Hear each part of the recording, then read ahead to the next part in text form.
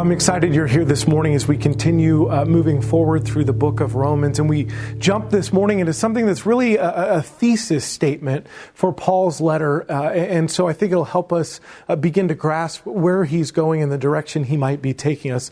Before we get into that, I want to talk about where we've been the last couple of weeks. First, we did an introduction to Paul and to the letter and why it matters and the impact it's had on church history. We also shared two hopes that I have for this series. First of all, that we might mutually encourage one another. And in fact, I've loved some of the conversations that have happened Thursday afternoon in that virtual coffee talk, 4 p.m. On Zoom. I would love for you to join that.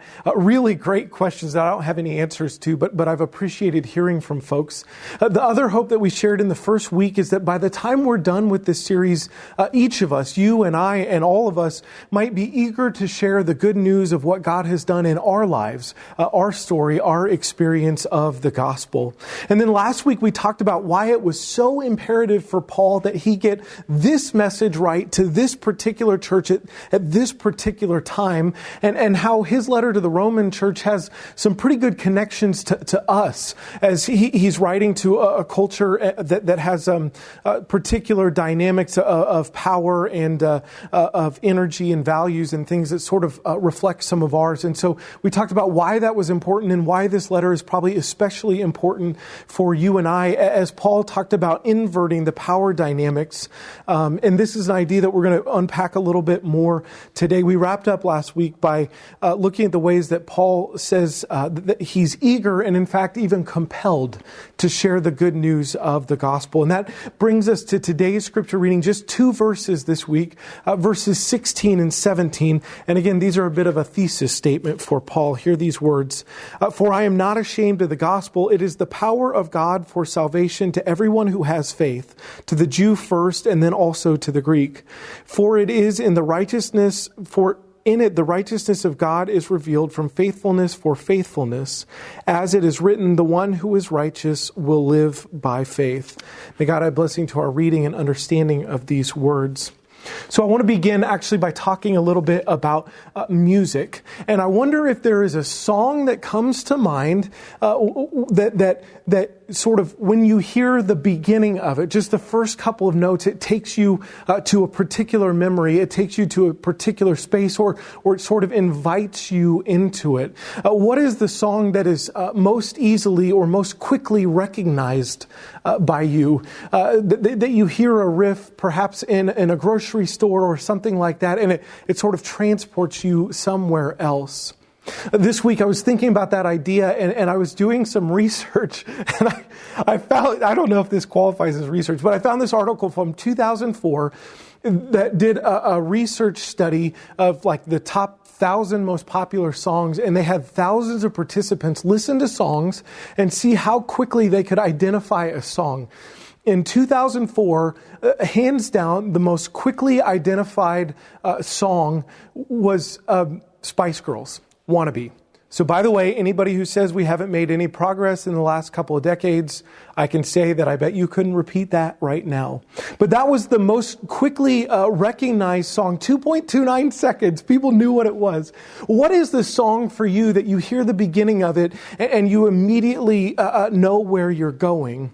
Maybe it's a sports anthem. It's Super Bowl day. So maybe there's a pump-up song that you play that you recognize immediately. Or maybe there's a childhood song that takes your mind someplace else, or the first song that you dance to with your partner. Maybe, though, what I want you to think about this morning, is there a classical piece? Is there some sort of symphony or some piece like that you hear maybe in a movie, maybe background noise somewhere, and you sort of know what's going to come after that? Maybe it's a Beethoven piece, maybe it's a Mozart piece, maybe it's the Nutcracker. We hear that all the time around Christmas. Is there something that you hear it and you know some of the other pieces that are going to come later? This week I was thinking about that, and this particular thing came to mind.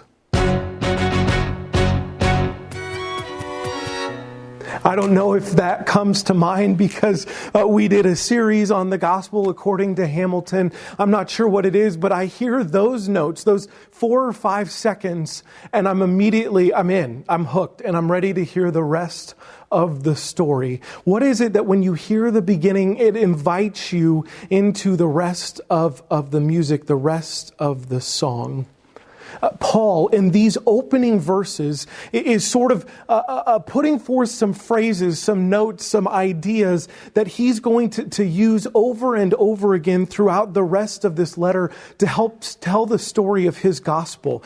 These are sort of the opening notes to his telling of the good news, and he will return to them and reimagine them and reshape them and change the tempo on them. He'll challenge them and meet them with dissonance and resonance, and he'll sort of work through them, but over and over he'll come back to these ideas in his sort of thesis statement as he tells about the good news of Jesus Christ. And so from this point on, we're going to keep hearing these ideas that we read this morning repeated over and over and over again. This idea of music came to me because N.T. Wright, who was a theological giant, he said that this letter to the Romans is a symphony.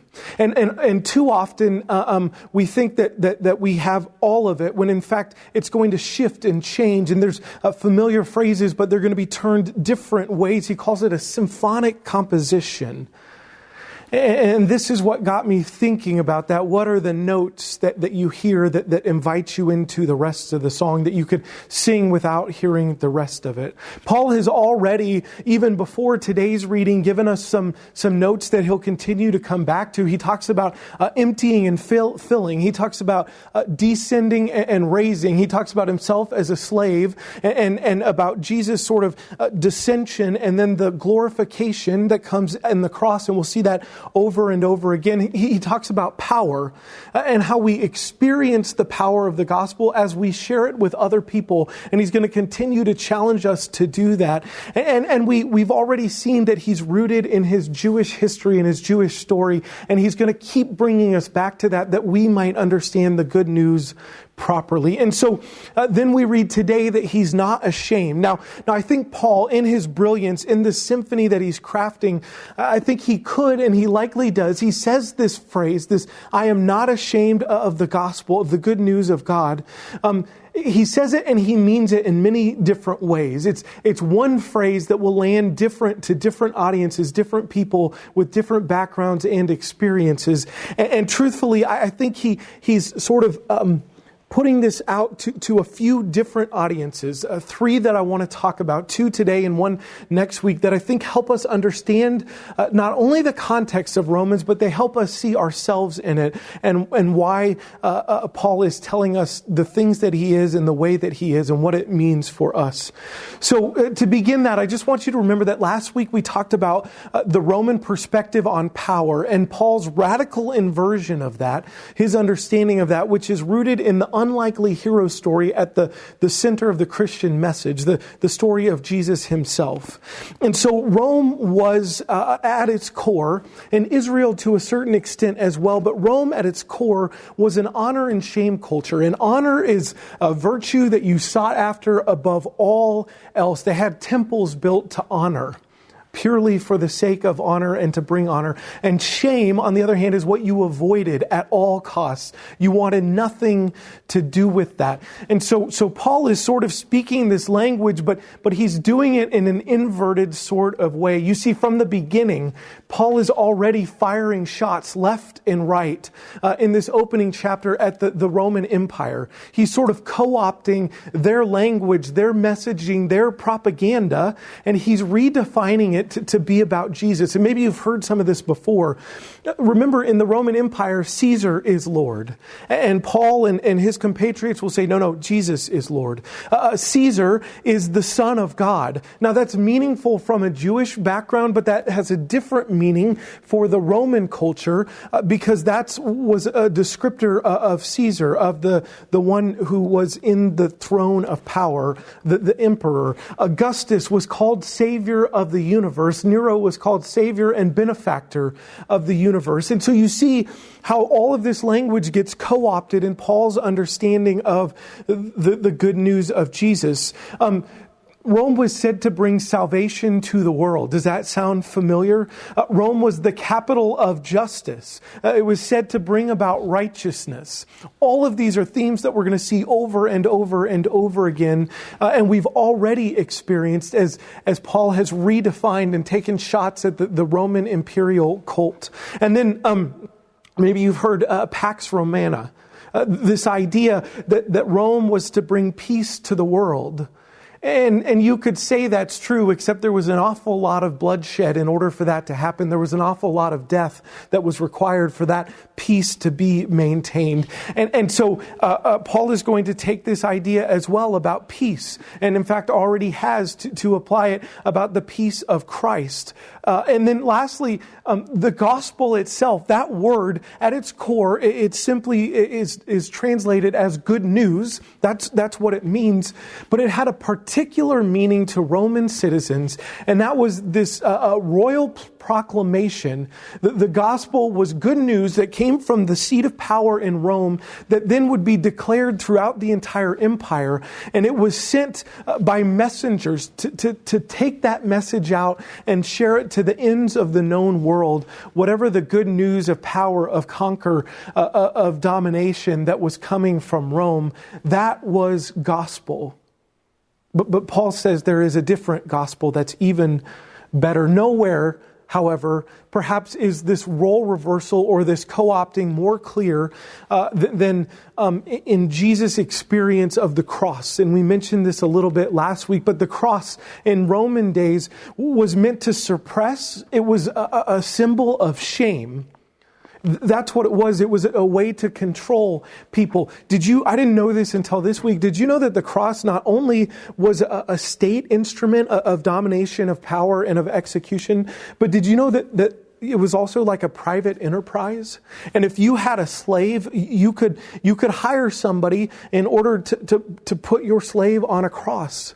And it was the cost of like some olive oil and bread. It was a way that they kept the lower class on which this peace was built. It was a way they kept them in check and in control.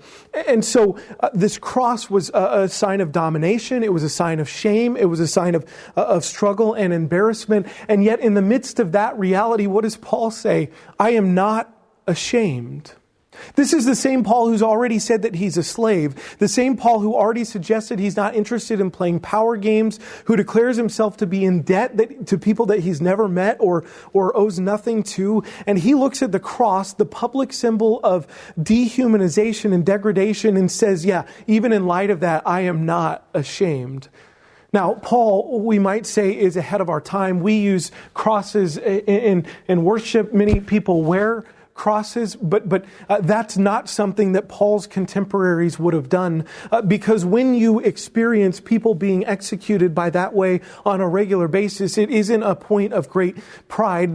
That wouldn't sort of come into something that a Christian would wear as a sign of a jewelry or something like that for several generations later. So Paul is sort of ahead of his time in that way as he's writing about all of this. And here's what's interesting, and here's one of the connections for us, friends. Paul takes what otherwise might be sort of an embarrassing family secret and declares that in it there is power and strength.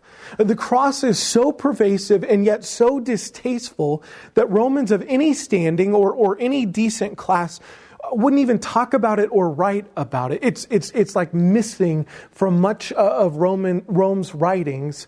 And yet Paul is taking this thing that gets pushed off into the shadows, and he's putting it center and forefront, and he's saying this is a source of power. What's that mean for you and I, friends? It means that we can look at things that are different about ourselves, perhaps physical handicap or something that is different about us. And in that we might find beauty. We might find strength. It's like looking at some emotional pain that we've made it through and saying, you know what, I'm more resilient on the other side because of it. It's like looking at a spiritual valley that maybe you're going through or maybe you've emerged out of and saying, I have found a new depth because of that experience. It's like looking at a relational fissure and finding some sort of something that you learn from it, something that makes you more powerful, more confident on the other side of it. That's what Paul is doing. He's recrafting this. That's what the gospel does. In this inversion of power, it invites us to find the places where we are weak and to see what God has done to that and to see the way that God takes that and transforms that. That's the good news and the power of the gospel. And so Paul, as he moves through his symphony, he'll continue to add new riffs on this, calls and responses. He'll change the key a little bit or approach it from a different side. He'll challenge it and then declare why he thinks this still stands. He'll add wrinkles as he goes, and he'll explain overall how the exertion of the crushing imperial power has become fertile ground for the very best news in the world. Out of that garden, the gospel of Jesus Christ grows. Now, that's probably how you would hear it if you were a Gentile Roman citizen who gathered in the house churches of Rome. There were other people in the audience as well. One particular group would have heard these words, "I am not ashamed of the good news of God," in a little bit different sort of way. It would have hit home, but differently. We'll see as we march through these upcoming chapters 2, 3, and 4 particularly, we'll see that Paul begins this verbal sparring match with somebody who's sort of off screen, somebody that we don't hear from. But in fact, immediately after our reading today, verse 18, he'll begin to lay out what is their thesis statement, what is their argument and their core beliefs, and then he'll take that to the logical end and he'll turn it back around on them. And so we'll talk more about this in the upcoming weeks or perhaps next month. But basically, this group of people that he's arguing with is a group of people who in some ways are very similar to Paul. They're fellow Jewish converts to the Jewish movement. They're likely trained in the shared faith and they're passionate about Jesus. They have that in common, but they also have something very different from Paul. They're preaching the necessity of Gentiles, people who aren't of the Jewish faith, to convert to an observance of Jewish faith and to follow the Torah in order to be faithful followers of Jesus. If you're familiar with the Galatians conflict, this is in essence the very same thing. And so throughout this series, I'm going to call this individual or these people, I'm going to call them rival teachers. Again, very much in common with Paul, and yet a fundamental difference in how they tell the story of the good news. And so when they hear Paul say, "I'm not ashamed," they hear him implying that they are ashamed, that they're ashamed that perhaps grace is being given out too freely. They want to add steps into the process, and Paul wants to fling the door wide open. As I said, the Jewish culture was also a shame and honor culture, and they would have recognized the shame of the cross and sort of tied that up into the notion of what Paul was preaching as he threw the gates open, letting Gentiles too easily experience the uninhibited grace of God without going through certain steps was dangerous territory for them. And that would be shameful for Paul to do that, to not require that step. And they sort of perceive all of this, and for them, the cross is shame, and we'll get to the idea of circumcision a little bit later, but that for them was a place of honor. It was a distinction. It set them apart. So if you were going to be a Jesus follower, you needed to do that as well as embrace the good news of the cross. Otherwise, it was a bit too shameful. And friends, we know that this idea of grace, it can be confronting to us. It can sort of feel a little bit icky or shameful at first, because if we are to receive grace, we have to acknowledge that we need it, which means we have to acknowledge that we're wrong. And many of us spend hours and hours and tons of emotional and spiritual energy just sort of convincing ourselves that we're right. And so it takes a process to convince ourselves that we're in need of grace. And that's from God and that's from other people as well. But it's worth the journey. Or grace can embarrass us because it's a gift that we can't pay back. We talked about this back during Christmas. We can't earn grace. We don't deserve it. It's exuberant. It's extravagant. And we might, if we understand it correctly, find that like Paul, we feel indebted to pass it on because we can't pay it back. That's the only thing that we can do. And when we think that this grace is being thrown out too willy-nilly, it can sort of feel like that it hasn't been properly earned and it's being degraded in its value. So when Paul says he's not ashamed, he's hitting these notes are sort of hitting that audience a little bit differently than it would the Gentile converts. The message gets received a bit differently than it might otherwise. And so if you were a Gentile convert, you may hear this as an inversion of power, as saying that this is the invitation for you to look at the weakness and the difficulty and the struggle that you've had in your life and to find that in the strength and the power of God, a self-emptying power, that there may be redemption in that story. There may be good news to tell. Or if you were one of these rival teachers, you might have seen Paul saying, I'm not ashamed, and felt that was combative or confrontive because Paul was trying to sort of open things up too much and throwing around too much grace with not enough expectation. It was too scandalous. And no matter who they are, what Paul's central message is this reimagined power that's rooted in God's righteousness, which we'll sort of look at next week. And it leads Paul, and Paul is trying to lead others into this freedom, into this uninhibited liberation. And it's that sound, it's that news, it's that music that is distinctly good news for Paul. And what he will do through the rest of the chapters that we read is he'll begin to nuance and interpret and reimagine some of what we've already read. It's a symphony of many parts. Friends, one of my hopes as we move through this series is that we together will move beyond a soundbite picture of Romans. Every single one of us, if I read some particular verses, we could name that they come from Romans perhaps, or certainly that we've heard them before.